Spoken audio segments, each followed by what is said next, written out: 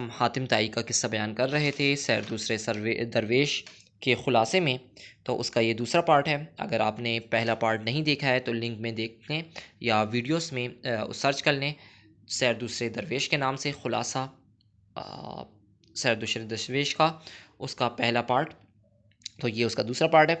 یہاں پر حاتم طائی کا قصہ شروع ہوتا ہے، جو کہ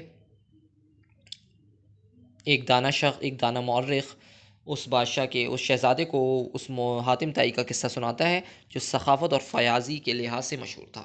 تو ہم قصہ کا آغاز لیتے ہیں۔ حاتم طائی کے زمانے میں عرب کا بادشاہ نوفل تھا، جو حاتم طائی کی شہرت کی وجہ سے اس کا دشمن تھا۔ چنانچہ نوفل نے حاتم طائی کی سلطنت پر حملہ کر دیا۔ حاتم کیونکہ نرم دل اور خدا تراش آدمی تھا، اس لیے وہ خون ریزی سے بچنے کے لیے ایک غار میں چھپ گیا۔ نوفل نے حاتم کے ملک پر قبضہ کر کے اس کی تلاش شروع کروا دی، مگر وہ ناکام رہا۔ حاتم کو پکڑنے اور تلاش کرنے والوں کے لیے انعام دینے کا اعلان کر دیا گیا۔ نوفل کی طرف سے انعام کا اعلان سن کر سب لوگ لالچ کا شکار ہو گئے اور حاتم طائی کو تلاش کرنے لگے۔ اتفاق کی بات ہے کہ جس غار میں حاتم چھپا ہوا تھا، وہاں ایک روز ایک بوڑھا اور اس کی بیوی اپنے بچوں کے ہمراہ لکڑیاں کاٹنے پہنچ گئے اور نوفل کے انعام کے اعلان اور اپنی غربت پر گفتگو کرنے لگے کہ کاش حاتم ہمیں مل جائے اور ہمارے بھی دن پھر جائیں۔ حاتم بھی غار میں چھپا ہوا ان دونوں کی باتیں سن رہا تھا، چنانچہ اس نے غار سے باہر آ کر اپنے آپ کو ان کے حوالے کر دیا اور ان سے کہا کہ مجھے نوفل کے پاس لے جاؤ اور 500 اشرفیاں حاصل کر کے اپنی غربت سے نجات پاؤ۔ اس کام کے لیے تیار نہ ہوا، کیونکہ وہ حاتم کے خون کے بدلے نہ تو اپنی غربت مٹانا چاہتا تھا اور نہ ہی اس کے خون کا گناہ اپنے سر لینا چاہتا تھا۔ حاتم کے اصرار پر بھی وہ تیار نہ ہوا۔ اتنے میں وہاں اور بھی بہت سے لوگ جمع ہو گئے اور حاتم کو پکڑ کر نوفل کے پاس لے گئے۔ وہ بوڑھا بھی ان کے پیچھے پیچھے چل پڑا۔ جب یہ لوگ حاتم کو نوفل کے سامنے لے گئے تو سب نے یکے بعد دیگر کہا کہ اس کو میں نے پکڑا ہے، مگر بوڑھا خاموشی سے کھڑا رہا، سب کی لن ترانیاں سنتا رہا۔ جب تمام لوگ اپنی اپنی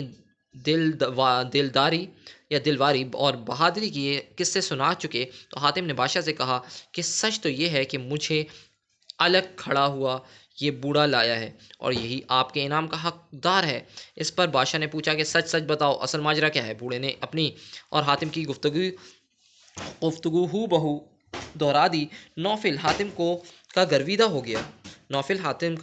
ہو گیا اور حاتم سے امن کی عداوت دوستی میں بدل گئی۔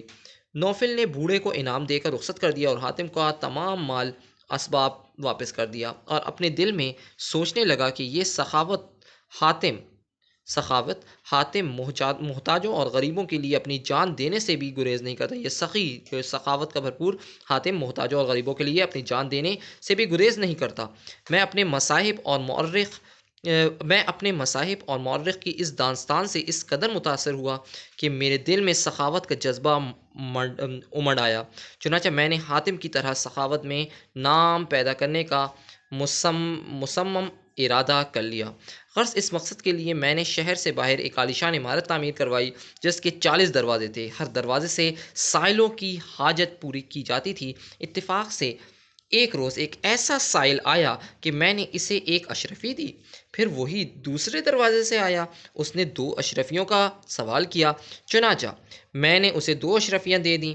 بس وہ اسی طرح ہر دروازے سے آتا اور 1 اشرفی کا اضافہ کر لیتا۔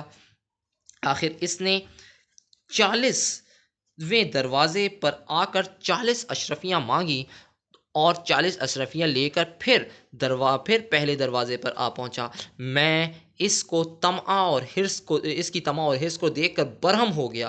اس سے کہا کہ تو کس قسم کا فقیر ہے، فقیر کے حروف سے واقف نہیں؟ اس پر وہ فقیر بہت ناراض ہوا، چنانچہ اس نے جتنی اشرفیاں مجھ سے لی تھیں وہ سب زمین پر دے ماری اور کہنے لگا اتنا گرم ہونے کی ضرورت نہیں، سچی بات بہت مشکل ہے، تم سخاوت کا بوجھ نہیں اٹھا سکتے۔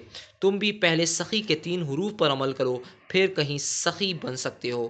ساتھ ہی اس نے کچھ کہا کہ اس دنیا میں صرف بصرہ کی شہزادی جیسا کوئی سخی نہیں ملتا۔ خدا تعالیٰ نے اس پر سخاوت ختم کر دی ہے۔